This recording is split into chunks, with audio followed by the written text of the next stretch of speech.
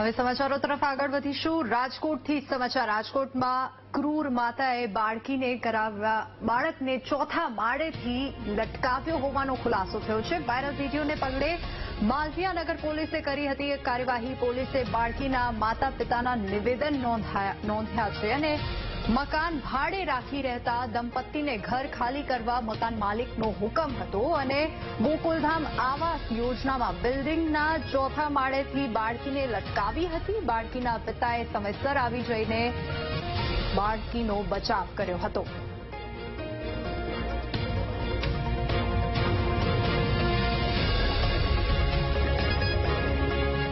નીચે રહેતા હતા। ગઈકાલે ઘટના બની હતી, તમને શું ખબર પડી? મને તો એમ કીધું કે બાબાને કે પાણો માર્યો છે, કોકે કીધું તો નીચે લટકાયો એમ કીધું અગાસીમાંથી।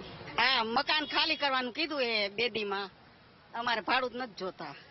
ગઈકાલે જે વિડીયો વાયરલ છે તે અમે અહીંયા બેઠા હતા, ઉપરથી જે છોકરી લટકાડી અમે અહીંથી અવાજ કર્યો, પણ ઘટનાની બીજી કઈ ખબર નથી અમને।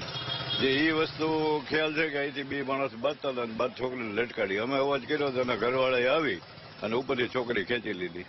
આવું અવારનવાર થાય છે કે આવું પહેલી વાર? નહીં, આ પહેલી જ વાર બન્યું છે। કેટલું ગંભીર કહેવાય, કારણ કે જો કઈક બાળક આ તો અતિ ગંભીર કહેવાય ને, બાળક હાથમાંથી મુકાઈ ગયું હોય, જો નીચે પટકાય તો એની શું દશા થાય।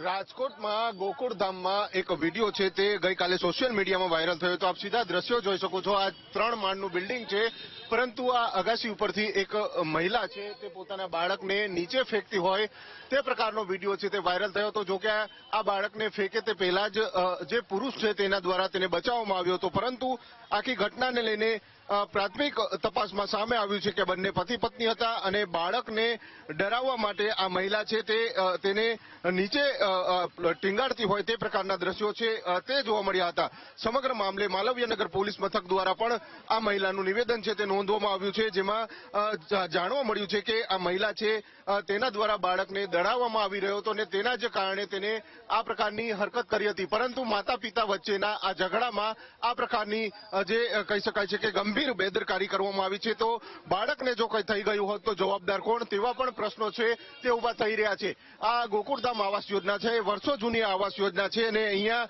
આ પ્રકારની ઘટના બની છે। બંને પતિ પત્ની હિન્દી ભાષી છે અને માલવીયાનગર પોલીસે આ બંને પતિ પત્નીના નિવેદન છે તે નોંધ્યા છે, પરંતુ આ બાળકને નીચે ફેંકવાની ઘટના છે ક્યાંક ને ક્યાંક જે શર્મસાર માતા પિતાને શર્મસાર કરે તે પ્રકારની જોવા મળી રહી છે। સમગ્ર ઘટનાનો વિડીયો છે તે સોશિયલ મીડિયામાં વાયરલ થયો હતો અને ત્યારબાદ પોલીસ પણ હરકતમાં આવી હતી, પરંતુ સવાલો એ ઉભા થઈ ગયા છે કે જો આ બાળક નીચે પડ્યું હોત ને આ બાળકને કંઈ થઈ ગયું હોત તો જવાબદાર કોણ। હાલ તો આ વિડીયો છે તેને લઈને પોલીસે પણ તપાસનો ધમધમાટ છે તે શરૂ કર્યો છે।